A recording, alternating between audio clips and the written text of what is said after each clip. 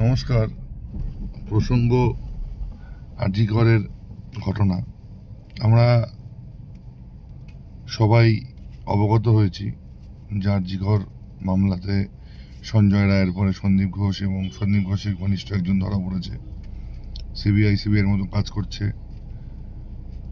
বাকিটা পুরো কাজটাই কোর্টের মনিটরিংয়ে হচ্ছে।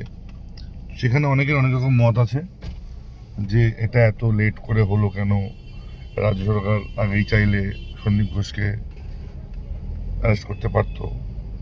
এখানে ছোট্ট একটা কথা বলি, সন্দীপ ঘোষ যে গ্রেপ্তার হয়েছেন উনি আরজিকর কাণ্ডের সাথে জড়িত কোনো কাণ্ডে গ্রেপ্তার হয়নি।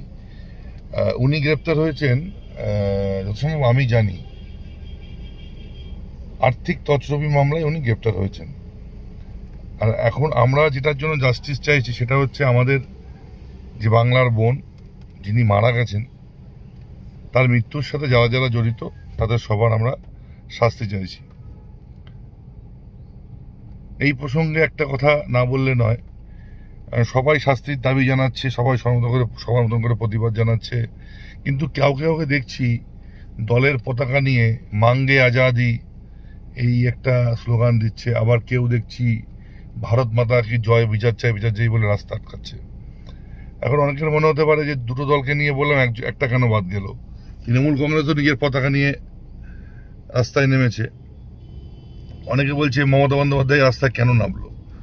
তারা মূর্খ কিনা আমি জানি না, হয়তো মূর্খ হলেও হতে পারে।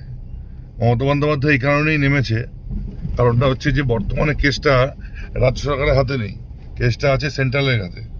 কেন্দ্রীয় সরকার কেসটা এখন দেখছে এবং সেখানে সিবিআই এবং কোর্টের মনিটরিংয়ে কেসটা চলছে। সেক্ষেত্রে আমাদের সিএম চাইতেই পারে সিবিআই থেকে as soon as possible result, কারণ বিগত অন্যান্য অনেক কেসেও সেখানেও সিবিআই দীর্ঘ সময় নিচ্ছে, এখনো কোনো রকম কোনো জাস্টিস দিতে পারেনি। তবে ব্যক্তিগতভাবে আমার মনে হয় সন্দীপ ঘোষকে আরও আগে যদি বরখাস্ত করা হতো, এটা আমার ব্যক্তিগত মতামত, সন্দীপ ঘোষকে আগে যদি বরখাস্ত করা হতো আর যে ট্রান্সফারটা করা হয়েছিল যদি না করা হতো আরও ভালো হতো।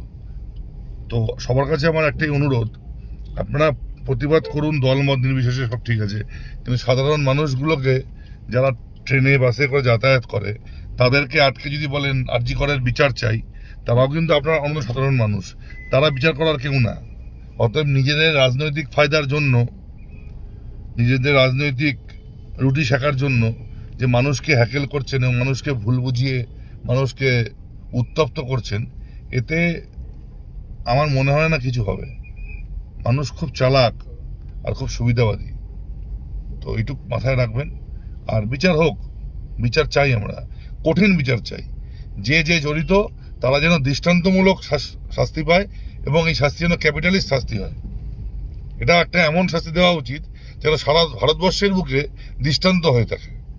কারণ যে পরিমাণে রেপ বা অন্যান্য জিনিস ভারতবর্ষে হয়েছে সেখানে থেকে আজ অব্দি সেইভাবে কোনো কিছুই হয়নি। কারণ 100%-এর মধ্যে 2.76% মানুষ দোষীরা শাস্তি পেয়েছে, বাকিরা পায়নি।